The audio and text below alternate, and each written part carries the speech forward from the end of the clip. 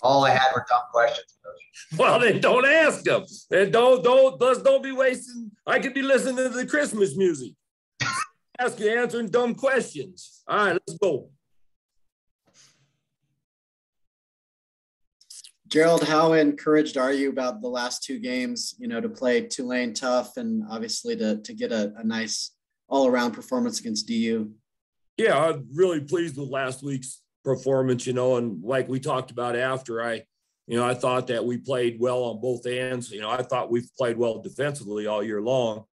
It's our offense that has sputtered, but I thought, we played solid offensively in both games. Thought we played really well defensively against Denver, took them really out of what they wanted to do completely.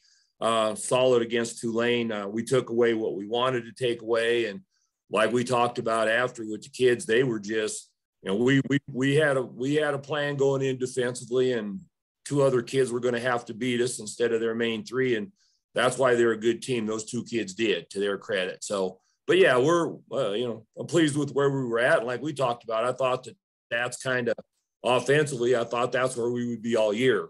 Now whether it stays or not, I don't know. I mean, obviously we're going to have a tough challenge on both ends of the court this week. So we'll see what happens when we go up here on the road. Last week you said you just wanted to, you wanted to go down there and get better. You feel like you got better last weekend? Yeah, I think we got better. I think some of the things that we worked on offensively, we were able to see against Tulane. They tried to get out, pressure us a little bit. We backed that off. We got some good looks with some back cuts, and I thought Allison Fertig was a big part of what we did last week offensively, and what was encouraging is, I'm going to say that, Tulane's big kids. And when I say they're big kids, I'm talking their starters and their backups were, they're legit. I mean, they're what we're going to see in our league. And she was able to, to score in a variety of ways against those guys. So, when you got somebody that can, come off the bench or, contribute like that, 14 points, 16 points, kind of become that, get the ball into her and something positive is going to happen. That's going to help you offensively a lot. Now, once again, we're going to see a whole nother level of big kid on Friday. And, once again, it has to be another growing experience for her. And it's also going to affect Grace, because that's going to be, it's going to be a challenge because of their size. I mean, they got a couple kids that are 6'5", very physical. And so that's going to be a challenge for our bigs up there. Gerald, the theme of the men's team so far is that these road games are going to prove beneficial in Mountain West play. You have kind of a similar deal going on with a lot of neutral court or road games. Do you feel like this is going to pay off, once Mountain West play starts? Well, I hope it does. I was just talking with Chad Callahan, the volleyball coach, and, we're talking about, we scheduled up. I mean, I thought we've got as tough a schedule as we've ever had here. Wichita State was very good. I know we played them at home, and I'm just going to say, I think a lot of us were not disappointed in the way we played. We're disappointed with the results because, once again, offensively, we just weren't clicking. But playing some of the teams that we're playing, we tried to schedule. I'm not only going to say up, but we tried to schedule teams that look like our conference. And what I mean by that, they're not. They can score in a multitude of ways. They're just not an inside oriented, or they're just not outside oriented. They come at you in several ways. They're very aggressive to the boards. They can put the ball on the floor, a lot of on-ball screens, things like that. So we can try to get used to that. But, so hopefully every game helps you get better. And like I said, when it's all said and done, you got to be playing your best at the end. And, looking ahead, if we do look ahead, we're going to have our hands full right at the start of conference. So hopefully some of these things will carry through and help us on that first road trip, because we're not going to have a lot of preparation for that. But yeah, Gonzaga is a really good team, and you have to go up and understand what you're trying to do, and hopefully learn from that experience. Coach, do you feel like you've kind of figured yourselves out a little bit here? Because you've increased the offense by about 10 points a game in your last three and cut down the turnovers. What can you attribute that change to? Well, I just think, I think we had a good week of practice. I think we did some film work and studied, and we asked some people to do some self-analysis and let's decide who we are and who you are. And, I thought, and once again, I'm just going to go and I'm going to say that a couple of our kids that we thought would be aggressive all year came back and was aggressive. I mean, you look at the number of shots all of a sudden that Quinn's got up in the last couple of games versus what she was getting up before. And once again, she's done a good job of going, yeah, you're right. Every shot's not just going to be stand still and shoot. So I'm going to have to be a little bit more aggressive. We were able to take care of, I'm going to say, some pressure defense things by making some good decisions, some back cut decisions and getting some easy baskets. And the difference was we made some easy baskets. I mean, that's one of the things that we've been talking about. We've had good shots. We've had some shots at the rim and didn't go in, but I think in both of these games, particularly early against DU, we were able to make those shots. And then a lot of our offense against Denver, especially in the first quarter and a half, I think we had when we watched film yesterday, we generated about 8 points, eight or so points off of turnovers off the defensive end. And, when you can do that helps you, it just takes pressure off your offense. So have we figured ourselves out? I don't know. I'd like to say yes, but, each time out, it's a new experience. And I just think once again, back to the other question, we just got to get better and kind of go, okay, one of the things that, when you say that's a great question, one of the things that we talked about is, we spent a lot of time in film looking at the first quarter against DU. And one of the things that I want our kids to understand is that, we scored, I think, 28 points in that quarter, highest point production of the year. And we did it with 1-3. And I don't want our players to start thinking, well, we got to score, so we got to shoot more threes. It's got to come from the 3-point line. No, it doesn't. If you execute and you make what's given to you, you can score a lot of points just making baskets, just making twos and getting to the free throw line. And I thought that was something we did well, and hopefully we can continue to do. Now, when you get there, you have to either make the easy one or you have to make the free throws. But obviously that's we're very capable of doing that and need to keep doing that. You talked about executing there. I thought you guys screened really well, and especially against Tulane and the back doors, those small things. How critical were those small things this weekend? They're huge. They're huge, not just this weekend. They're huge all year long.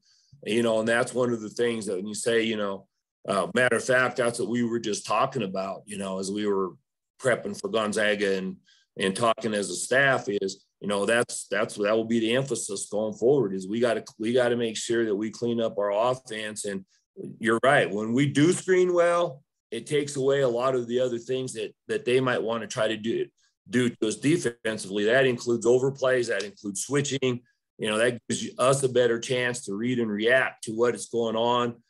So yeah, screening is very important. And a lot of times, once again, sometimes we get a little anxious and go, well, I think I can beat my player down here to the block and have something happen. No, not if you don't screen well, because we're not causing any confusion. So, the back doors, you're right. I thought both against Tulane and Denver, I thought we were able to get back to doing some back cuts and we call it cut and replace. So I think we were able to, get those cuts and then replace with somebody. And one of the things that I think was really effective is, we were able to get the back cut, get a fill, and then that created a one-on-one situation for our post. Not only Allison, but Grace, was able to score at the block, especially against DU, because it created a bad one-on-one situation for them. So little things are very, very important. And, we got to keep working on those and cleaning those up. Gerald, how does this year's Gonzaga team compare to last year's? And you know, obviously they have a Moom on their team, so they must be pretty good at defense, right? Well, she's redshirting, so she's not playing, but they're really good. You know, they're 6-1. You know, you look through, once again, I look through and, you know, I go, when you look at it, the historical games, I mean, Montana State historically is very good. They beat them by 25. Played on the road to Montana, which is a tough place to play, beat them. Won at home by 30 against Idaho State, who has everybody back from last year's Big Sky team. You just go on down and you go, well, their loss is a 4-point loss to Stanford. So they're pretty darn good. I think that answers your question. And when you compare them to last year, I'm going to say last year's Gonzaga team, they were very good inside. I mean, they just dismantled us inside. Look, I mean, it was our second game of the year.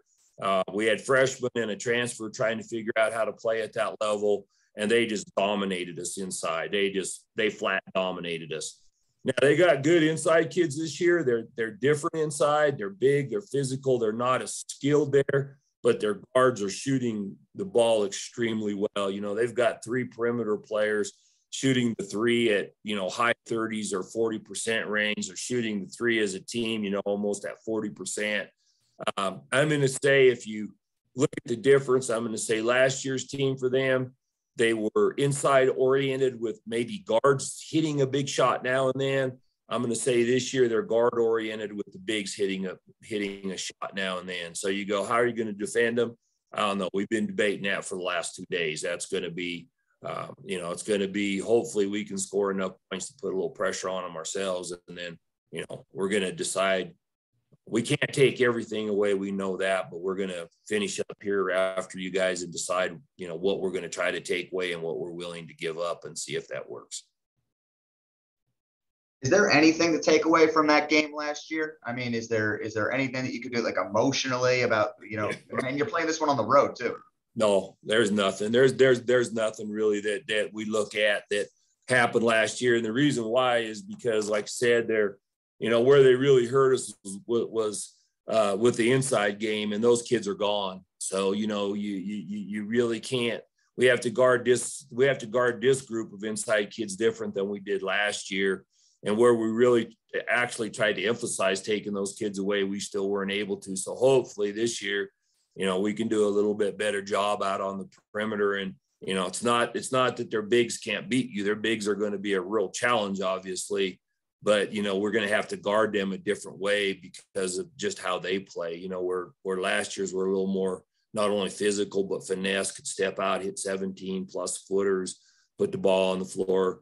This year's group for them are more of a power oriented group. And, you know, we, you know, as you start to look and go, you know, when I break them down, they're averaging 19, they're making 19 twos a game, 7 threes and 13 free throws.